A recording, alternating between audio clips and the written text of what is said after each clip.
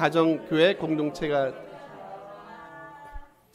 저희가 5월은 가정의 달로 지키고 있습니다. 어쨌든 엊그저께 이제 어린이날은 지났고 오늘이 원래 주일은 이제 어린이 주일이죠. 다음 주가 이제 어버이 주일인데 그냥 저희는 같이 통합을 해서 오늘 아이들 선물하고 이제 어르신들 선물 조그마한 선물을 교회에서 저희가 이제 준비를 했습니다.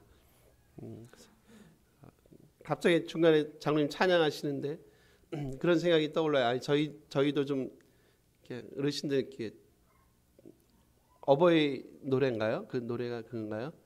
그거 한번 좀 예배 끝나고 한번 해야 되겠다. 그래서 한 번도 안 했는데 그 생각이 번쩍 떠올라서 우리 음정이한테 좀 찾아 놓으라 그래서 저희가 한번 저희 어머니도 좀 뭐 많이 불편하시고 해서 좀 이럴 때만이라도 한번 이렇게 노래를 불렀으면 찬양은 아니지만 노래 불렀으면 좋겠다는 생각이 들고 오늘 본문은요 크게 이제 두 가지로 나눕니다. 이렇게 16절에서 18절까지고요. 그거는 이제 귀신 들린 여종을 치유하는 장면이 소개가 되고요. 19절에서 24절까지는 이제 그것 때문에 지금 바울과 실라가 이제 옥에 갇히는 이제 거기까지 이제 장면이 소개가 되는 게 19절에서 24절까지입니다. 이제 이런 걸 볼 수 있어요. 이렇게 어쨌든 여기까지 빌립보까지 오게 된 건 일단은 그 성령의 인도하심이라고 얘기했습니다. 근데 성령의 인도하심임에도 불구하고 그들의 그 하는 전도 행위들이 물론 열매를 거두지만 열매 플러스 지금 바울과 실라가 엄청난 고난과 고통을 겪는 모습을 봐요. 그래서 옥에 갇히고 매를 맞고 옥에 갇히고 하는 일들이 벌어집니다. 저희가 전도할 때 사실상 많이 잘못하고 있는 부분 중에 하나가 뭐냐면 이제 이런 것 같은 거예요. 예수 믿으면 복 받습니다. 그렇지 않습니다. 또 그렇기도 그게 정답이기도 하고 정답이 아니기도 하고. 그러니까 우리가 생각하는 복하고 이렇게 성경이 말하는 복이 차이가 많기 때문에 그런 부분에 있어서 이제 사실상 괴리가 있어요. 성경이 말씀하는 복은 우리가 생각하는 복하고 사실상 많이 다르거든요. 그렇다고 그러니까 물질적인 복을 받지 말란 얘기는 아니에요. 물질적인 여러분 부자 되세요. 그리고 좋은 집도 사시고 큰 평수 아파트 사시고 좋은 차도 사시고 저는 거기에 대해서 크게 문제시하지 않습니다. 근데 그게 우리 삶의 궁극적인 목표가 되는 건 그거는 성경이 원하지 않는 것 같아요. 그게 우리 삶의 가치가 되고 우리 삶의 목표가 된다. 성경이 과연 그걸 원할까? 예수를 믿어서 성령의 인도하심을 받아서 여기까지 왔는데 바울과 신라가 옥에 갇혔다. 이건 뭐지? 그런 거예요. 예수를 믿는다는 건 성령의 인도를 받는다는 건 이게 뭐지가 아니라 그런 겁니다. 그 가운데서 일하시는 성령의 일하심을 경험하게 하고 체험하게 하는 게 성령이 우리들에게 하고 싶은 얘기 아닌가요? 오늘 여종 들린 귀신 들린 여종을 치유합니다. 죄송합니다. 여종 들린 귀신을 웃지 마세요. 그 17절 한번 가볼게요, 여러분. 한번 읽어주실래요? 읽습니다. 그가 바울과 우리를 따라와 소리질러 이르되 이 사람들은 지극히 높은 하나님의 종으로서 구원의 길을 너희에게 전하는 자라. 누가 얘기합니까? 여종이 얘기합니다. 여러분 지금 그러니까 성경을 이렇게 표면적으로만 보시지 말고요. 지금 여종은 믿음이 있었나? 지금 그 얘기하는 거 아니에요. 지극히 높으신 하나님의 종이다. 그러니까 이 여종이 이 얘기를 할 때는 그 머릿속에 하나님을 생각하고 예수님을 생각한 게 아니에요. 보통 이런 표현이 있잖아요. 지극히 높다. 지극히 높은 신이다라는 표현을 할 때는 헬라 사람들이요. 그들의 머릿속에 딱 떠오르는 신이 하나 있었을 거예요. 하나님이 아니세요. 누구겠어요? 당연히 신 중에 신으로 여겨지는 제우스예요. 지금 여종이 얘기하는 이 말은 우리가 얘기하는 신앙 고백이 아닙니다. 이 구원이라는 얘기도 우리가 생각하는 그런 구원하고 다른 구원이에요. 그러니까 그녀의 머릿속에는 이 여종의 머릿속에는 지금 제우스를 머릿속에 떠올랐고요. 그리고 구원이란 얘기를 했을 때도 지금 우리가 생각하는 그런 죄악에서 구원, 죄사함의 은총 그런 구원이 아니고요. 그 당시 사람들은 구원이라는 이 소테리아라는 단어를 다양하게 사용을 합니다. 예를 들면 이런 거 있죠. 질병에서 벗어나는 것, 치유받는 것 구원입니다. 부자가 되는 것, 불행에서 벗어나는 것, 이런 것들 다 구원이에요. 근데 저는 한 가지 흥미로운 게 이렇게 본문을 보면서 딱 머릿속에 떠오르는 거예요. 그들도 지금 말씀한 대로 그들도 머릿속에 뭘 생각합니까? 그들도 구원을 생각하잖아요. 그죠? 그들도 구원을 생각합니다. 근데 말씀한 대로요. 그들이 말하고 그들이 생각하는 구원은 우리가 말하고 우리가 생각하는 구원하고는 차이가 나는 정도가 아니라 이건 전혀 다른 개념이에요. 그러면 그들이 말하는 구원은 뭐라고요? 어디서부터 해방이고 어디로부터 구원입니까? 예를 들면 가난으로부터, 불행으로부터, 그죠? 이 삶의 곤고함으로부터 벗어나는 것들을 그 당시 헬라 사람들은 뭘로 본다고요? 이거 구원이다라는 거죠. 다르죠? 그들도 여전히 구원을 사모하는데, 그들도 여전히 구원을 기대하는데, 근데 여러분 생각해 보세요. 과연 그들이 기대했던 그 구원이 어디로부터 옵니까? 어디로부터 올 수 있을까요? 제우스로부터요. 어디로부터 올 수 있을까요? 과연 올까요? 오긴 옵니까? 불행으로부터 구원이 옵니까? 가난으로부터 구원이 와요. 과연 오기는 오는 겁니까?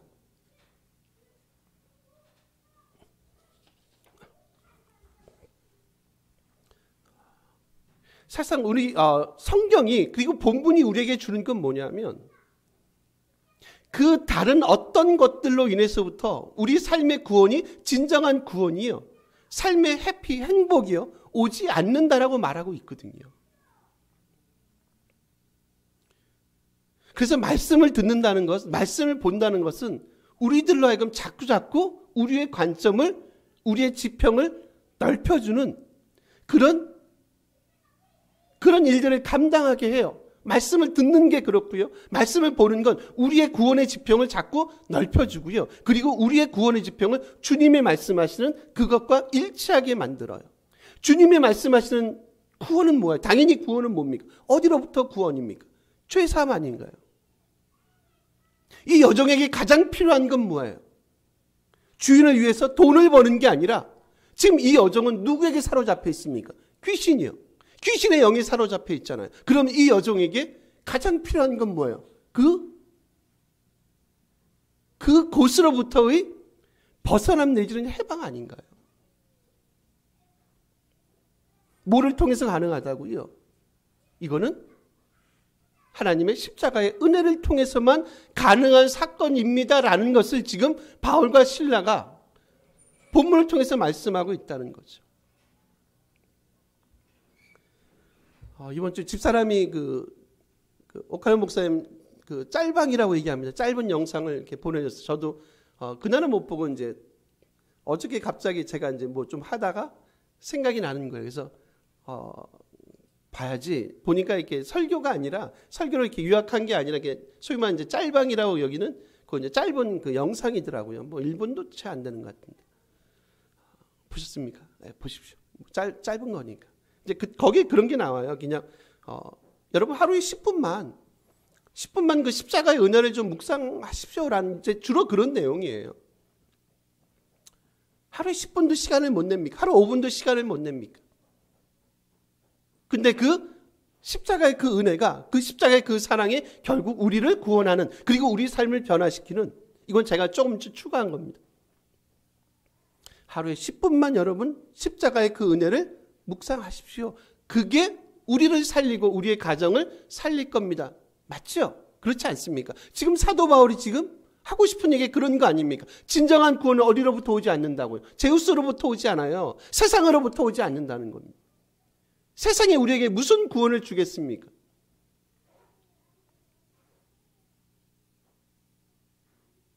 더 많이 힘들지 않나요? 요즘 뉴스 보셨겠지만 강남 쪽에서 학생들이 어린 중학생 같은 학생들이 많이 이제 스스로 이제 그런 일을 벌써 한 3명인가요? 그런 일이 벌어졌다 뉴스에 나왔습니다.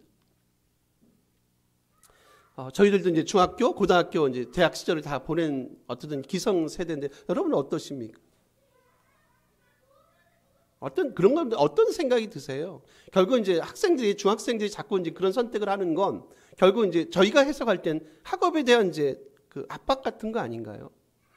강남 좋은 동네잖아요. 이게 물질적으로 별로 이렇게 큰 무리수는 없겠고, 근데 이제 부모님들 분명히 기대치는 높겠고, 나는 거기에 이제 기대치에 못 따라갈 수도 있고, 해석입니다. 못 따라갈 수도 있고, 뭐 따라가도 너무 큰 압박이 주어지고, 저는 이제 그런 생각이 들어요.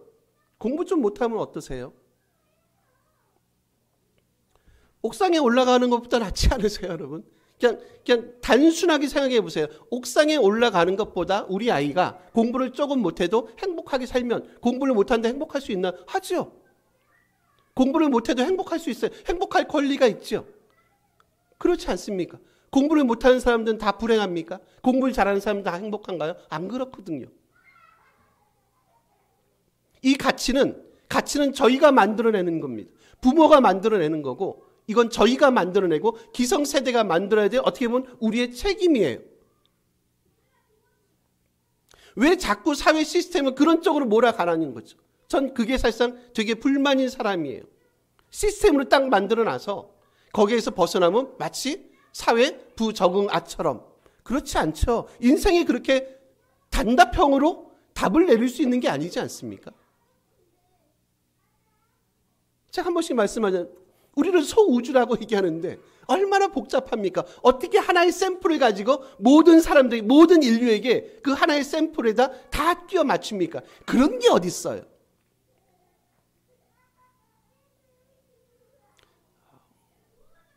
저는 우리 아이들이 행복했으면 좋겠고, 그 행복은 오늘 귀신 들린 여종처럼 어떤 이익을 창출하는 것들을 통해서 내진 스스로 자기가 귀신에 들렸는지 그런 일을 하는 것이 옳은 것인지를 모르는 그런 무지의 상태에서 벗어나는 것, 그것 진정한 구원이고, 그래야지만이 그의 삶의 진정한 자유와 기쁨과 행복을 누릴 수 있는 거 아닐까? 오늘 성경은 그 얘기하고 있는 거 아닐까? 여러분 18절 한번 다시 가보실래요? 한번 요거 읽어주세요. 읽습니다. 이같이 여러 날을 하는지라 바울이 심히 괴로워하여 돌이켜 그 귀신에게 이르되 예수 그리스도의 이름으로 내가 내게 명하노니 그에게서 나오라니 귀신이 즉시 나오니. 지금 누구에게 구원이 임한 겁니까, 여러분? 여종에게 구원이 임한 거잖아요. 그죠? 제가 한 가지 단어를 좀 소개하고 싶어서요. 우리 바울이 두 번째 줄입니다. 바울이 심히 괴로워하다란 단어가 있어요. 이제 여러분 이런 거 아니에요.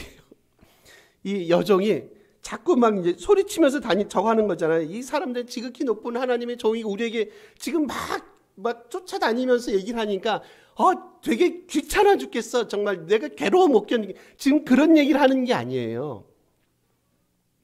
요게 잠깐만요. 디아포네 오마이라는 단어, 디아포네 오마이입니다.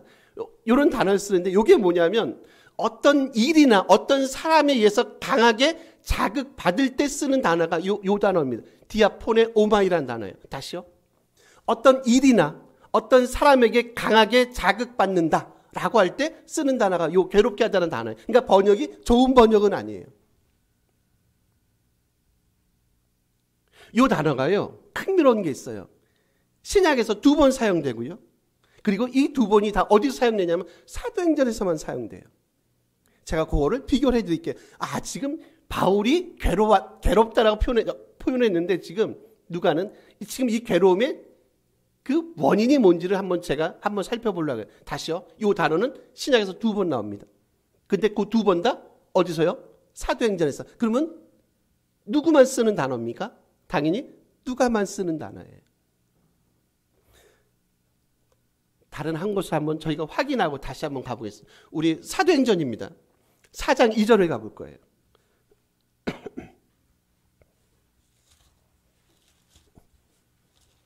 같이 읽어 좀 주셔야 되겠습니다. 4장 2절입니다.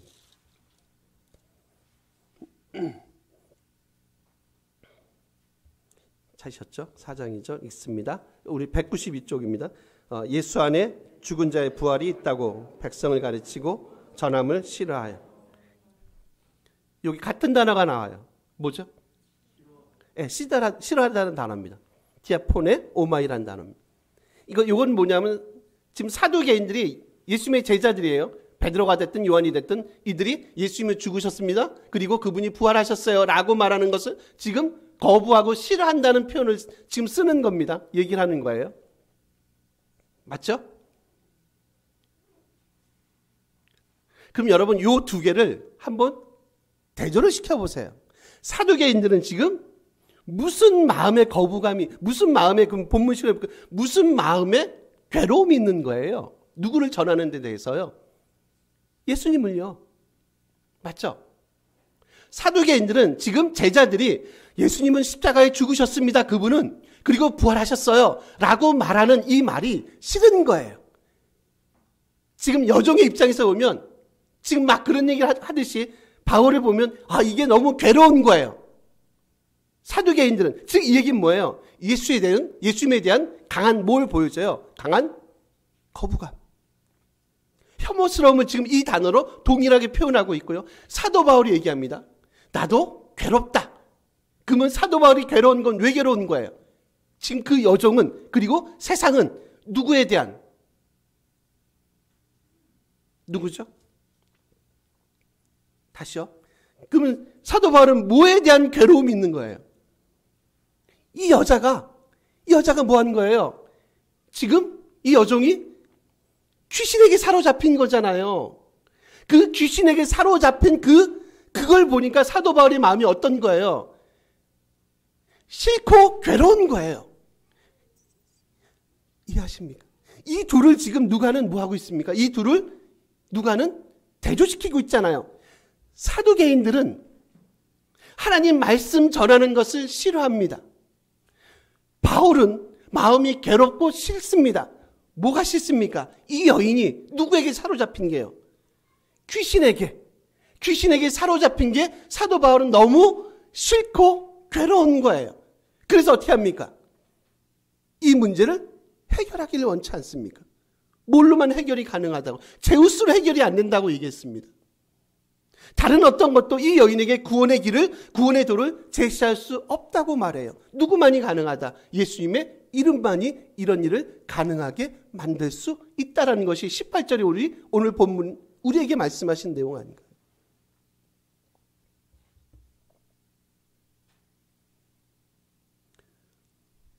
이 둘은 같이 갈 수 없죠. 세상의 욕망과 십자가의 도가 이 둘이 같이 가면 저희는 진짜 땡클 것 같아요. 그러면 너무 좋지 않겠어요? 우리의 욕망도 막 불태워가면서 십자가의 도도 쫓아가면서 이 둘이 같이 가면 얼마나 좋겠습니까? 얼마나 땡큐해요. 근데 이 둘은 분명히 같이 가지 못할 거예요. 그렇지 않습니까? 십자가의 도를 싫어하는 거하고 귀신이 들린 그 여인을 보고 마음이 괴롭고 싫어하는 이 두 가지가 어떻게 같이 가겠어요? 분명히 누군가는, 어떤 사람은 하나님의 백성이 됐든 누가 됐든 분명히 누군가는 한쪽 길을 택해야 되는 사실상 선택의 여지에 있을 거 아닙니까? 우리가 하나님의 사람이면 당연히 그런 세상을 보고 마음속에 뭐가 일어나는 게 맞습니까, 여러분? 괴로움이 일어나는 게 맞지요. 그리고 그 세상이 어떻게 보면 싫은 게 맞을 거예요. 그렇지 않습니까? 마치 바울처럼 그런 세상을 구원이 있지 않는, 그리스도를 거부하는 그런 모습과 현상을 보면 당연히 우리 마음속에는 괴로움과 싫어함이 있는 게 맞지요. 그걸 사모하거나 그걸 쫓아가는 방식이 아니라 우리에게 참된 구원을 갖고 오시는 분, 진정한 구원의 도를 제시하는 분, 예수의 그 이름. 그래서 여러분 아까 말씀했지만 우리 하루에 10분이 기시면 5분이라도 요즘 평안노트 잘 하십니까? 그냥 묵상하는 거죠. 꼭 쓰는 걸 안 쓰는 떠나서 그냥 그 몇 분, 뭐 10분이 기시면 전 5분이라도 꼭 뭐 시간을 정해서 논다기보다 뭐 전철 왔다 갔다 하시면서 아니면 길거리를 걸어가시면서 음식을 준비하시면서 한번 그 십자가의 도를, 구원의 도를 한번 묵상해 보시는 것. 이거 좋지 않나요, 여러분?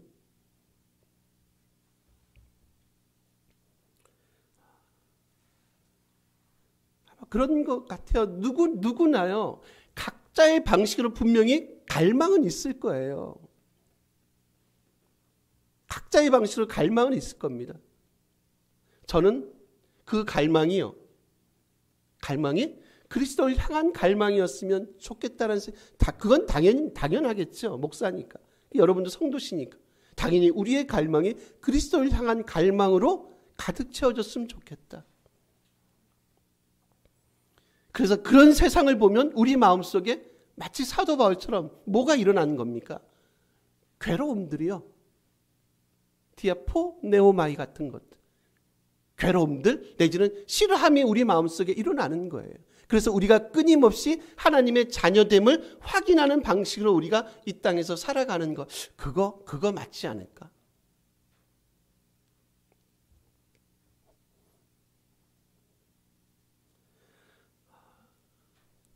근데 세상은 이렇게 다 내 마음 같진 않죠. 정말 그리스도를 위해서 자기가 원하는 갈망들을 포기하는 사람도 있고요. 그것과 상관없이 자기의 끊임없이 갈망과 욕망을 채워나가려고 하는 또 그런 사람들도 있어요. 저는 그런 한번 여러분에게 도전을 드리고 싶어요. 과연 우리는 어떤 가치에 우리의 마음과 소울을 두고 있는지에 대한 거예요. 어떤 가치를 우리는 여러분 사모합니까? 여러분 19절 한번 봐보세요. 요거 한번 다시 한번 읽어주세요. 읽습니다.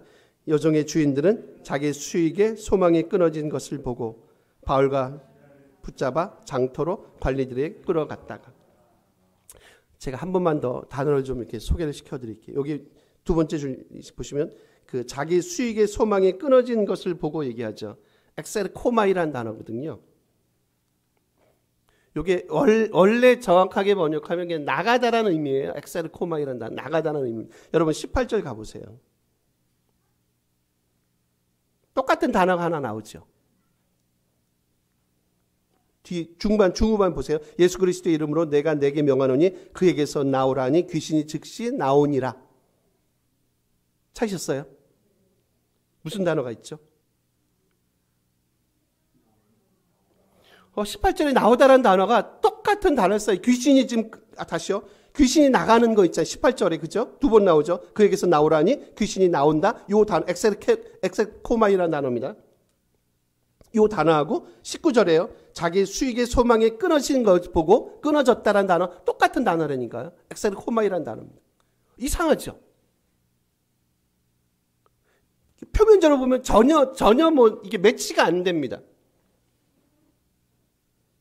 지금 여러분 누가가 보고 싶은 게 있어요. 그러니까 누가는 지금 단순히 지금 18절에 귀신을 쫓아내는 것도 있지만 귀신과 함께 지금 모두 쫓아내는 거예요, 여러분. 수익을 쫓아내는 거. 그러면 누가가 보는 이 관점 18절과 19절의 관점은 뭡니까? 지금 귀신을 쫓아내는 거하고 부당하게 돈벌이를 하는 수익이 있잖아요. 그거를 지금 뭐하고 같이 지금 거의 동일하게 본 거예요.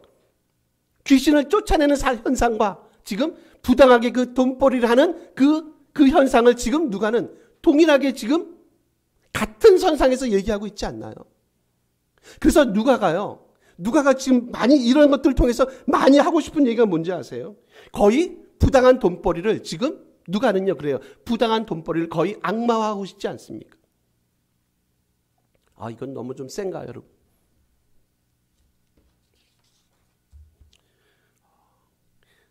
누가의 성향이 있어요. 누가는요. 소위 말하는 그 소유의 성향을요. 소유하는 것 있잖아요. 그 소유의 성향을 거의 뭐하고 일치시키는 줄 아세요?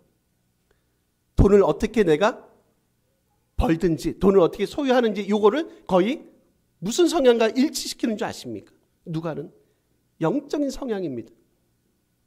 그래서 돈과 그리고 영적인 영성을 누가는 되게 많이 일치시키는 방식으로 사실상 누가복음과 사도행전을 써나가요. 누가가 돈을 좋아하는 게 아니라 결국 때로는 이 돈이란 놈이 우리의 주인이 돼서 너희들의 영성이나 그리스도에게로 가는 이 구원의 길을 막는다는 방식으로 지금 이런 식으로 부당한 물질이나 부당하게 얻은 수익을 지금 누가는 오늘 본문을 통해서 우리에게 고발하는 방식으로 오늘 본문을 써나가고 있다는 거예요. 여러분 놀랍지 않으세요? 그리고 좀 특이하지 않으세요? 우리가 보통 생각하는, 여러분이 생각하는 영성은 뭡니까? 여러분이 생각하는 영성은 뭐예요? 한국교회가 생각하는 영성은 뭔지 아세요? 늘 우리는 그러죠. 특별한 은사 중심의 생각을 많이 하거든요. 그런 것도 있어요. 그런 것도 무신하지 않습니다. 각 저자마다 독특한 자기가 강조하는 방식이 있는 건 사실이에요. 그런데 누가는 오늘 본문을 통해서 하고 싶은 얘기 뭐라고요? 자기가 갖는, 내지는 자기가 벌어들인 이 소유의 성향을 뭐하고요?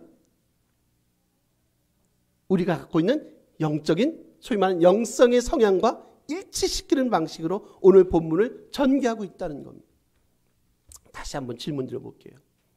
어떤 사람은요, 이 가치를 돈과 바꿔요. 오늘 본문에 나오는 여종의 주인들과 같은 사람이에요. 자기 이익의 소망이 끊어졌대. 이익의 소망이 에케르코마이 어떻다고요? 나가버렸어요. 그러니까 어떤 화가 나죠. 가만두겠어요. 그에게 있어서 자기의 전부는 뭐예요? 주인에게 있어서 자기의 전부는 뭐예요? 돈 아닙니까?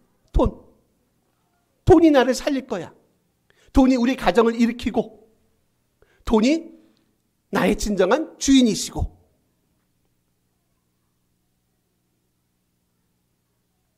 가치를 뭐하고 바꾼다고요?